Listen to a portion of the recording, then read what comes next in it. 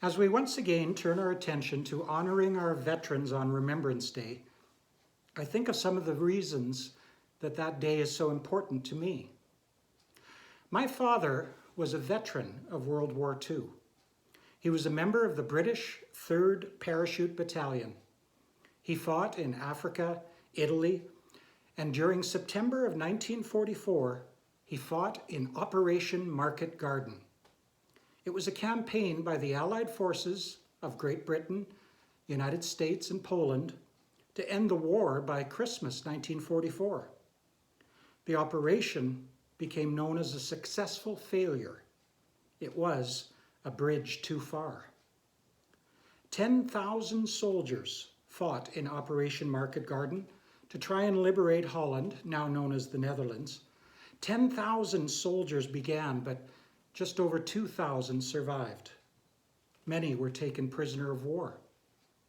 My father, Lance Corporal Albert French, survived the 8-day ordeal. He swam to safety. On the 8th day, he swam across the Rhine River amid gunfire. In a weird quirk of fate, my wife's grandfather also fought in the same battle. Lieutenant James Taylor was a Canadian officer on loan to the British, the King's Own Scottish Borderers. Lieutenant Taylor fought valiantly for 4 days. He was wounded and captured. He spent the rest of the war in a POW camp in Germany. Each year, the residents of Arnhem-Oosterbeek, Netherlands, hold a commemoration ceremony during the week in September when the battle took place.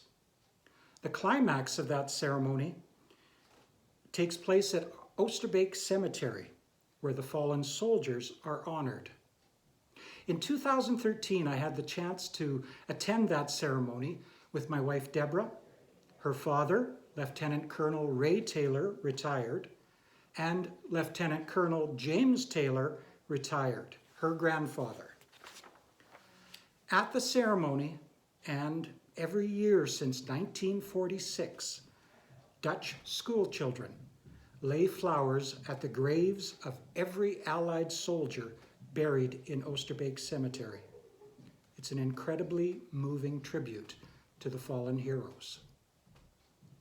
But what I found during my visit is the way the veterans are treated, like royalty. The Dutch have never forgotten. They treat the veterans so specially. They ran up to my grandfather, Deb's grandfather, and asked for his autograph.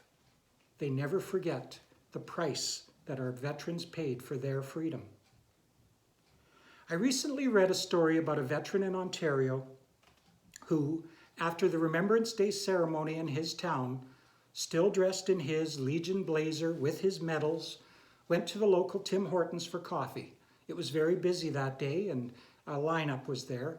He stood in line, but the person in front of him tapped him on the shoulder and said, "No, sir, this is your day. You go ahead." Every person in the line ahead of him parted the way and let the veteran go and get his coffee and donut first. When he went to pay for his order, the girl behind the counter said, "No, sir, your money's no good." As the veteran exited, all the patrons began clapping. The Netherlands will never forget.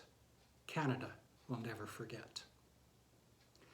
Each year at this time, we wear a poppy. A man named Paul Hunter wrote a poem in 2014.